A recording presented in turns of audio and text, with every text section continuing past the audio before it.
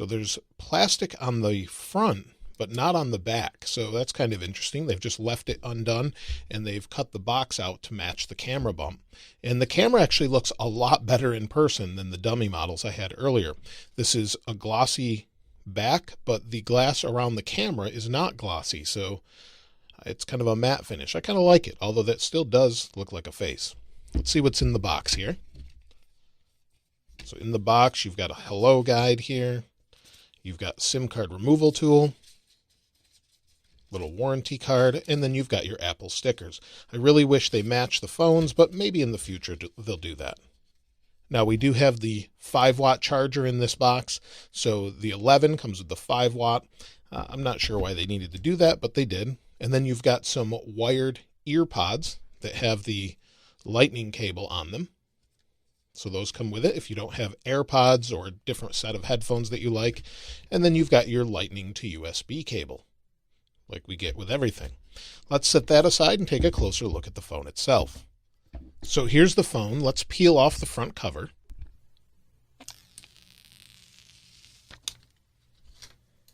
So the phone feels very much the same as last year's XR, and the XR, for comparison, you can see they look the same except for the dual cameras. And size-wise, they're identical. You can see here that the power buttons are in the same place, the volume buttons are in the same place, as well as the silent switch, and the displays are the same as well. So if we turn this on, we'll wait for it to boot up. We have stereo speakers, and they should have a little bit wider sound now. So that part may be a little bit nicer. And of course, we have a new processor in here. We have a A13 Bionic chipset with about 4 gigs of RAM on the Pro model. So we'll have to see what it is on this model. Now, I'll set this up in just a moment, but this display isn't any different than last year's. So it's still the 6.1-inch Liquid Retina display, 1792 by 828, with a pixel resolution of 326 pixels per inch. That's the same as the iPhone 8. So the pixel density is the same, and most people don't really notice a difference with this display. Let's go ahead and set it up.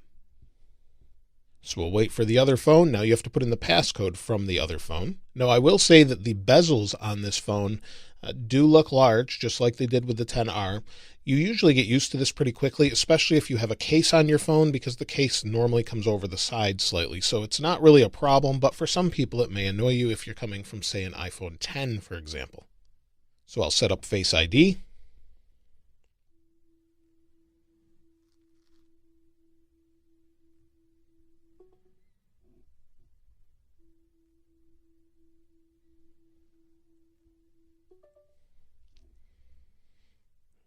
Face ID is complete.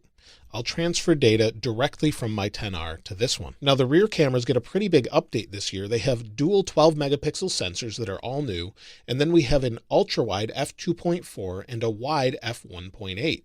We also have the capability for 4K 60p with extended dynamic range. We could only do that at 30p last year. The front-facing camera gets an equally large upgrade with a 12 megapixel sensor, f2.2 lens, which is a little bit wider. It can also record in 4K 60, but also gets that extended dynamic range only up to 30 frames per second. Now you can see it looks just like a XR. It has haptic touch. The screen is good for most people. And honestly, this is the phone most people should get. I do like how they've moved the Apple logo to the center. Of course, you have the new cameras, and the new cameras are a pretty big deal. They should be much better. If we swing it around here, you'll see there's a photo, here's portrait mode, and we should have 4K video recording as well from the front camera. Let me go back to the rear camera, and we'll go back to the rear camera here. And if I zoom out, now we have an ultra wide, and you can see the 11 Pro and Pro Max there, and I'll have a separate video for that, but you'll see.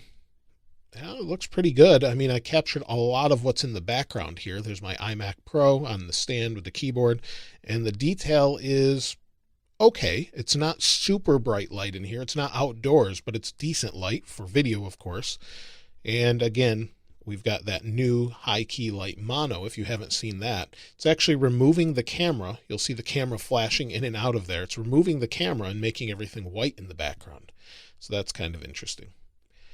Now, as far as wallpaper, we do have some new wallpaper. If we go into choose new wallpaper, we've got some new live wallpaper. So people were concerned we wouldn't have live wallpaper. Let's go into this one. And it says press on the screen to see it animate. So it's live wallpaper.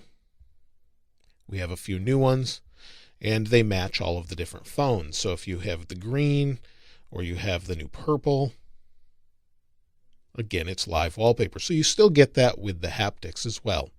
So those are new. Oh, and they have light and dark mode versions. That's what they're showing here. So if you're not familiar with that, if you have dark mode turned on, they'll look a little bit different. So press and hold. It's not working now. There we go. So we'll turn dark mode on, and you'll see there's the dark version of the wallpaper. So not a ton new with this phone. A faster processor, which is significant. You do get an hour extra battery, and also you get IP68 certification this time, not just 67. So it should be more water resistant as well.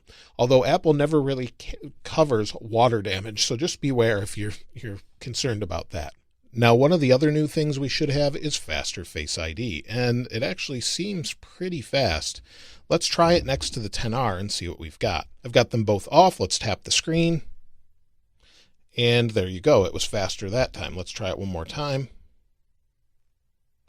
And it was faster this time on the XR. That's because I think I'm off to the side. It should have better viewing angles for the Face ID so that you can use it at maybe a lower angle, but you can't use it on the table. So let's try one more time. And it's a little bit faster. Some of that's due to iOS 13. Some of that's due to the new Face ID update that they've done.